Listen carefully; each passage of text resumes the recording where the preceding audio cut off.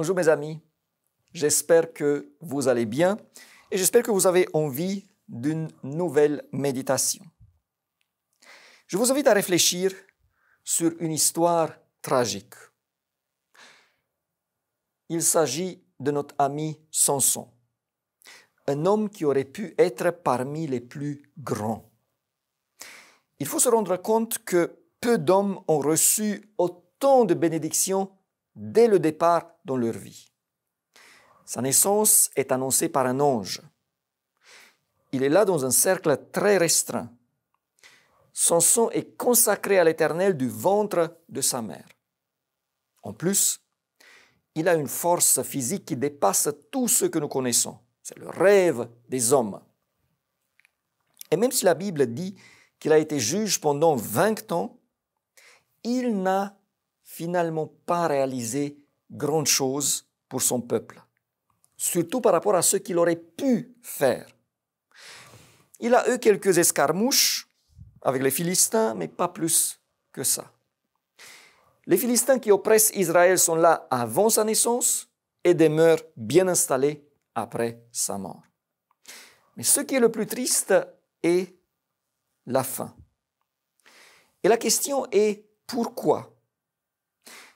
Samson, parmi d'autres soucis, a un sérieux problème avec les femmes. Déjà, observez bien que les femmes de sa vie sont des Philistines. Il est vrai que la Bible ne l'exprime pas formellement par rapport à Delilah, mais on peut le supposer.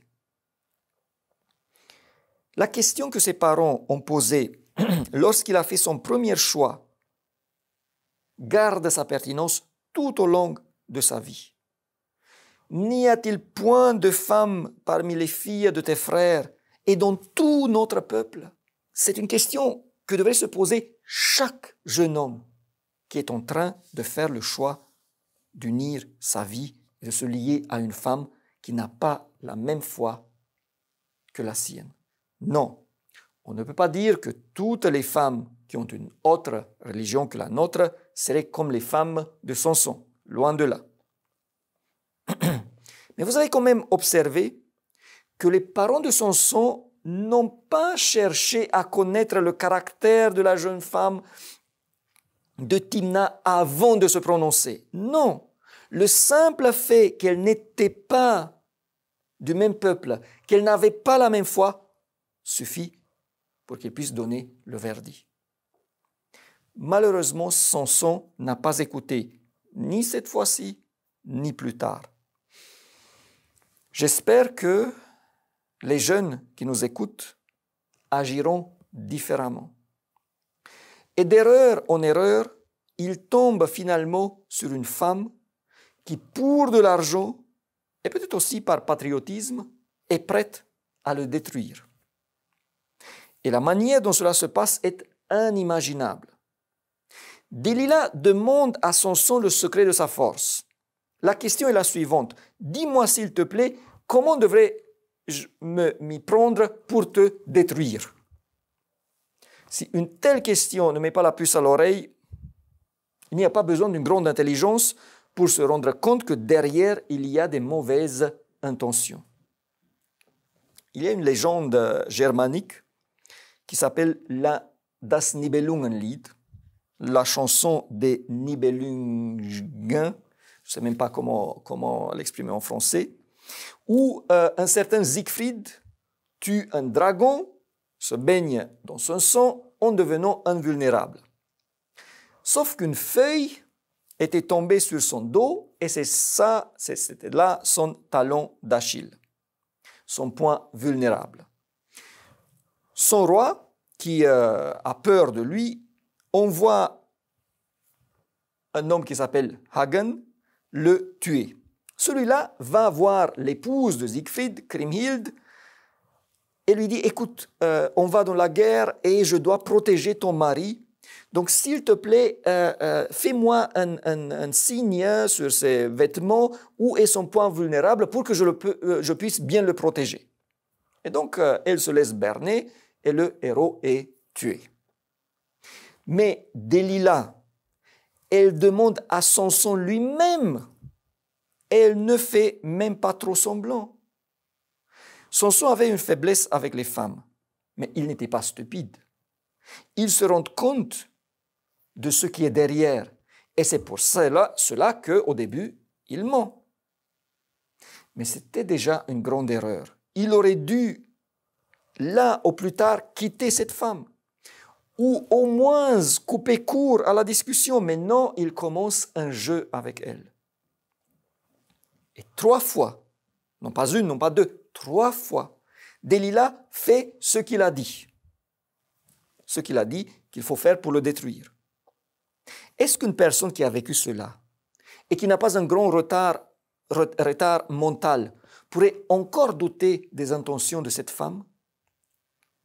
Et alors, comment se fait-il que Samson lui révèle le secret? Juge 16, 16. Juge 16, 16.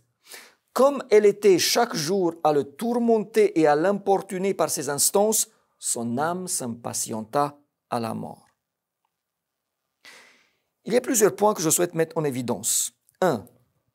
Samson est un homme pour qui ce qui compte est l'instant. Comme elle le dérange avec son insistance, comme il en a assez, pour en finir avec ses insistances de moment, il met tout en péril. Samson est fort physiquement, mais il n'a jamais appris de contrôler ses désirs et ses impulsions. Mais le problème est encore plus profond.